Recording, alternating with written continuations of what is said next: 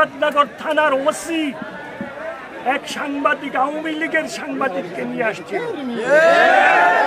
এই সাংবাদিক তার ভাষ্যে বলেছিল বিএনপির নেতারা এই কাজ করেছে, মানে তারা দোষারোপ করার জন্য একটা পরিকল্পনা করেছিল। মুরাদনগরে কিন্তু আমাদের দেশ স্বাধীন হওয়ার পরে আওয়ামী লীগের সন্ত্রাসীদের কেউ ছিল না। বর্তমান ওসি জয়েন করার পরে আর আমাদের মাননীয় উপদেষ্টা যিনি তার সহযোগিতায় তাদের পুনর্বাসন হয়েছে মুরাদনগরে। যেহেতু তাদের পুনর্বাসন হয়েছে এই জন্য এই ঘটনাগুলি ঘটতেছে। এই জন্য আমাদের হুঁশিয়ার থাকতে হবে তাদের বিরুদ্ধে। তারা যে কোনো বড় ধরনের ঘটনা আরো ঘটাতে পারে, প্রশাসনকে সাথে নিয়ে।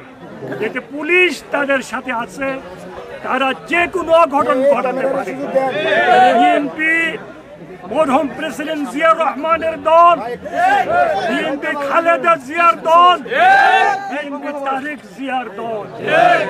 আমরা জীবন থাকতে বিএনপির বদনাম হতে দেব না ইনশাআল্লাহ।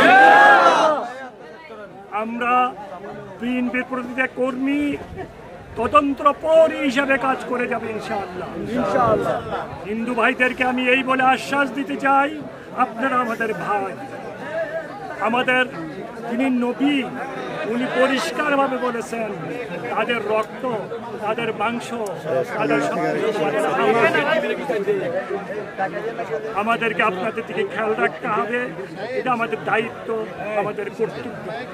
আমি ঘটনা সম্পর্কে কোনো বক্তব্য রাখতে চাই না এই জন্যে, যেহেতু এটা তদন্ত দিন আছে।